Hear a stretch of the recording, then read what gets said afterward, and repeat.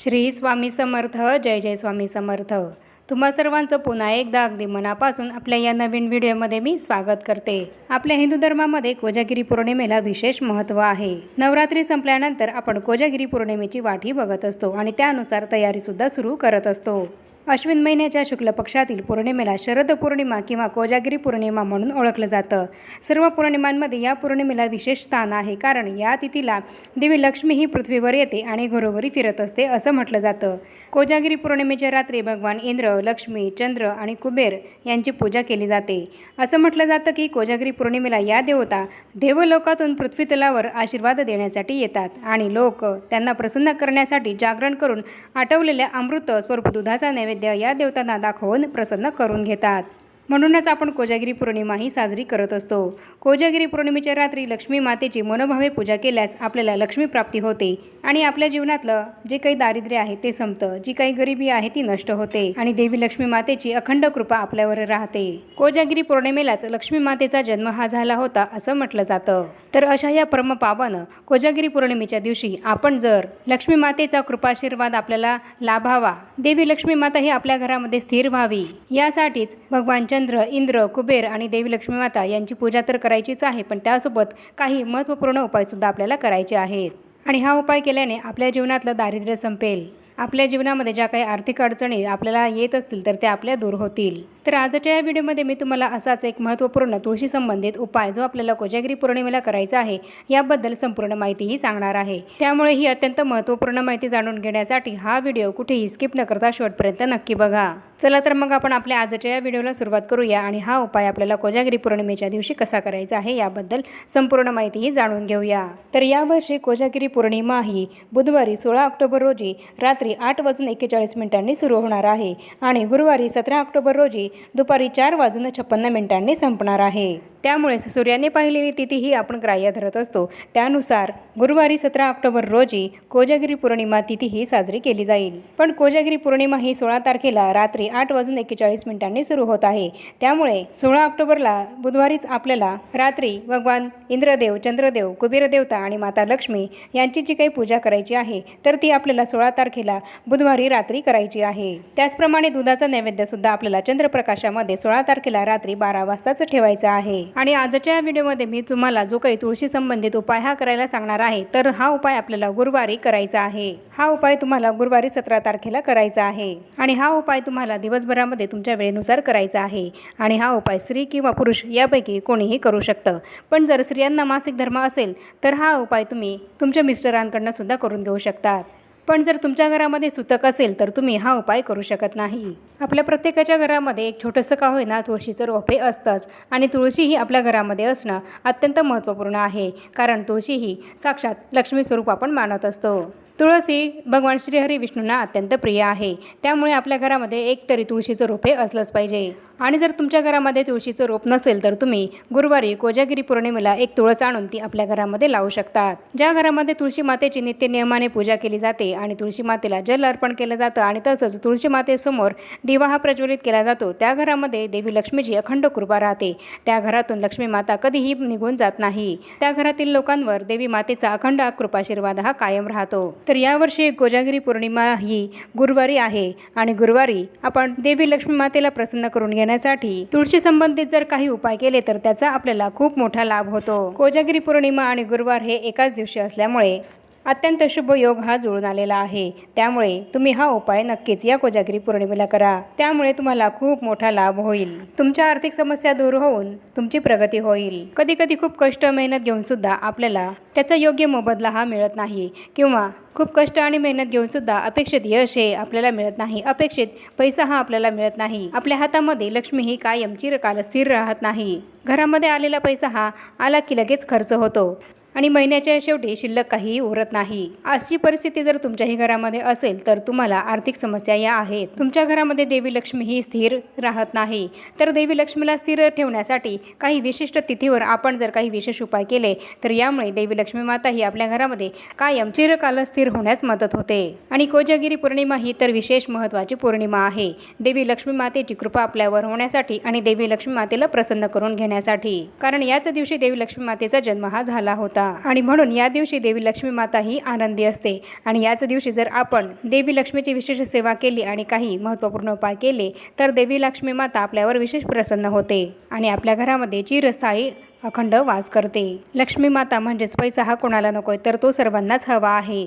आणि म्हणूनच कोजागिरी पौर्णिमेच्या तिथीला ज्या दिवशी देवी लक्ष्मी माता ही आनंदी असते त्या दिवशी हा उपाय आपल्याला जरूर करायचा आहे। लक्ष्मी माता या दिवशी आनंदी असल्याने ती आपल्याला भरभरून आशीर्वाद देते आणि आपल्या जीवनामध्ये असलेल्या आर्थिक समस्या या दूर होतात। आपल्या जीवनातल्या आर्थिक समस्या अडचणी या दूर करण्यासाठी हा उपाय आपल्याला करायचा आहे। आणि त्याचप्रमाणे तुम्ही कर्ज हे घेतलं असेल आणि ते कर्ज फेडण्यासाठी तुम्हाला कोणतेच मार्ग हे सापडत नसतील, तुमच्यावर असलेलं कर्ज हे वारंवार वाढतच जात असेल तर यासाठी सुद्धा तुम्हाला हा उपाय करायचा आहे। हा उपाय केल्याने कर्जातून सुद्धा तुमची सुटका होईल, पैसे कमवण्याचे मार्ग हे तुमचे मोकळे होतील। आपल्याला नुसता हा उपायच करायचा नाहीये तर यासोबत आपले जे काही कष्ट आहेत ते सुद्धा आपल्याला प्रामाणिकपणे करायचे आहेत। आपल्याला आपली मेहनत सुद्धा ही प्रामाणिकपणे करायची आहे। आपण कुठलीही मेहनत न घेता कुठलाही कष्ट न करता आपण जर नुसता उपायच केला तर यामुळे आपल्याला कुठलाही मार्ग हा सापडणार नाही। काहीही काम न करता देवी लक्ष्मी माता ही आपल्यावर प्रसन्न होईल असं जर तुम्हाला वाटत असेल तर ते अत्यंत चुकीचं आहे। आपल्याला आपले कष्ट मेहनत हे तर घ्यायचेच आहे, पण त्यासोबतच आपल्या कष्टाला मेहनतीला नशिबाची भाग्याची साथ मिळावी यासाठीच हा उपाय करायचा आहे। काहीही काम न करणाऱ्या आळशी व्यक्ती या देवी लक्ष्मी मातेला सुद्धा आवडत नाहीत। या उलट ज्या व्यक्ती या कष्ट मेहनत करतात त्या व्यक्तींवर देवी लक्ष्मी मातेचा विशेष कृपा आशीर्वाद हा राहतो। त्यामुळे आपल्याला आपले कष्ट आणि मेहनत हे सुद्धा प्रामाणिकपणे करायचे आहेत। तेव्हा आणि तेव्हाच हा उपाय केल्याने देवी लक्ष्मी माता आपल्यावर प्रसन्न होईल आणि आपले पैसे कमवण्याच्या मार्गामध्ये जे काही अडथळे हे निर्माण झालेले असतील तर ते दूर होतील आणि आपल्या घरात देवी लक्ष्मी माता ही चिरस्थायी स्थिर होईल। तर आपल्याला काय करायचं आहे तर कोजागिरी पौर्णिमेच्या दिवशी एक मौल्यवान वस्तू जी देवी लक्ष्मी मातेला अत्यंत प्रिय आहे तर अशी ही एक वस्तू आपल्याला तुळशीच्या मातीमध्ये कोजागिरी पौर्णिमेच्या दिवशी दाबायची आहे, तुळशीच्या मातीमध्ये ठेवायची आहे। ही वस्तू जरी खूप मौल्यवान असली तरी सुद्धा ती आपल्याला बाजारामध्ये खूप कमी पैशांमध्ये मिळत असते। त्यामुळे आपण या दिवशी ही एक अतिशय मौल्यवान वस्तू आपल्या घरी आणायची आहे आणि ती तुळशीच्या मातीमध्ये आपल्याला ठेवायची आहे। ही मौल्यवान वस्तू अतिशय लक्ष्मीकारक अशी वस्तू आहे आणि ही वस्तू देवी लक्ष्मी मातेला सुद्धा अत्यंत प्रिय आहे। ही वस्तू आपण आपल्या घरामध्ये ठेवल्याने आपल्याला आर्थिक समस्या या जाणवत नाही। आपल्या घरामध्ये सदैव धनधान्याची बरकत राहते आणि देवी लक्ष्मीची विशेष कृपा आपल्या घरावर राहते। इतकं महत्त्व या वस्तूचं आहे। म्हणूनच हा उपाय आपल्याला कोजागिरी पौर्णिमेच्या दिवशी करायचा आहे आणि हा उपाय तुम्ही सकाळी किंवा संध्याकाळी केव्हाही तुमच्या वेळेनुसार करू शकतात। हा उपाय करण्यासाठी आपल्याला एक दिवा घ्यायचा आहे। मग तुम्ही इथे कणकेचा दिवा सुद्धा घेऊ शकतात किंवा एक मातीची पणती सुद्धा घेऊ शकतात। आणि जर तुम्ही कणकेचा दिवा हा बनवत असाल तर त्यामध्ये गव्हाच्या पिठामध्ये तुम्ही मीठ न टाकता त्यामध्ये चिमूटभर हळद टाकायची आहे आणि त्या पिठाचा तुम्हाला एक कणकेचा दिवा हा बनवायचा आहे। किंवा मग तुम्ही एक धातूचा किंवा एखादी पणती सुद्धा दिवा म्हणून इथे घेऊ शकतात। आणि त्यानंतर या दिव्यामध्ये शुद्ध गाईचं तूप हे आपल्याला टाकायचं आहे। शुद्ध गाईचं तूप जर तुमच्याकडे नसेल तर तुम्ही इतर कुठलंही तूप जर तुमच्याकडे असेल तर ते तूप या दिव्यामध्ये घालू शकतात। पण या तुपाचे शुद्धीकरण करण्यासाठी तुम्हाला चिमूटभर हळद त्या तुपामध्ये त्या दिव्यामध्ये टाकायची आहे आणि त्याचं शुद्धीकरण हे करायचं आहे। आणि तसंच 2 वाती एकत्र करून त्याची एक वात बनवून ती आपल्याला या दिव्यामध्ये टाकायची आहे। आणि त्यानंतर या दिव्याला एक आसन बनवून एक छोटीशी प्लेट ही आपल्याला घ्यायची आहे आणि त्या प्लेटवर आपल्याला हळदीने स्वस्तिक हे काढायचं आहे आणि या स्वस्तिकाची सुद्धा हळद कुंकू लावून त्याचप्रमाणे थोड्याशा अखंड अक्षदया टाकून आपल्याला पूजा करायची आहे। त्यानंतर हा जो दिवा आपण घेतलेला आहे तर तो दिवा आपल्याला त्या प्लेटमध्ये ठेवायचा आहे आणि हा दिवा आपल्याला त्यानंतर प्रज्वलित करायचा आहे। दिवा प्रज्वलित केल्यानंतर या दिव्याचा आपल्याला आपल्या देवघरासमोरच हळद कुंकू अक्षदा फुल अर्पण करून पूजन करायचं आहे। आणि हा प्रज्वलित केलेला दिवा घेऊन आपल्याला तुळशी मातेजवळ जायचं आहे आणि त्यासोबतच जी एक वस्तू आपल्याला तुळशी मातेच्या मातीमध्ये दाबायची आहे तर ती वस्तू सुद्धा आपल्याला घ्यायची आहे आणि ती वस्तू आहे कवडी। कवडी ही देवी लक्ष्मी मातेला अत्यंत प्रिय आहे आणि कवडीमध्ये देवी लक्ष्मी मातेला आपल्या घराकडे आकर्षित करण्याची सुद्धा ताकद आहे। हा उपाय करण्यासाठी तुम्ही पांढऱ्या किंवा पिवळ्या रंगाची कवडीही घेऊ शकतात।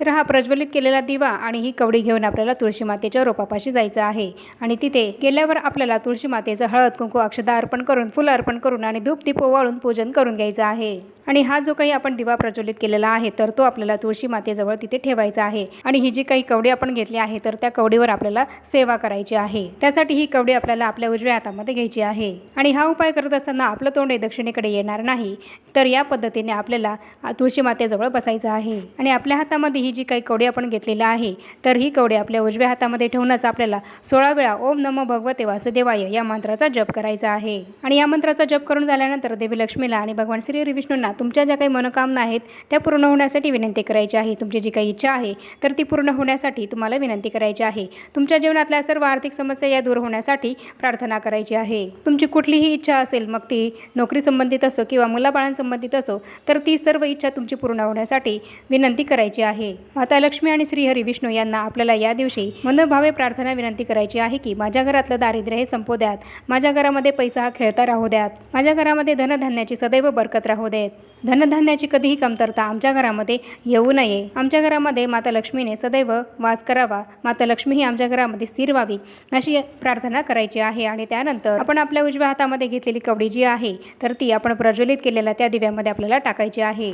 आणि कमीत कमी हा दिवा 1-2 तास प्रज्वलित राहील या पद्धतीने यामध्ये आपल्याला तुपे टाकायचं आहे।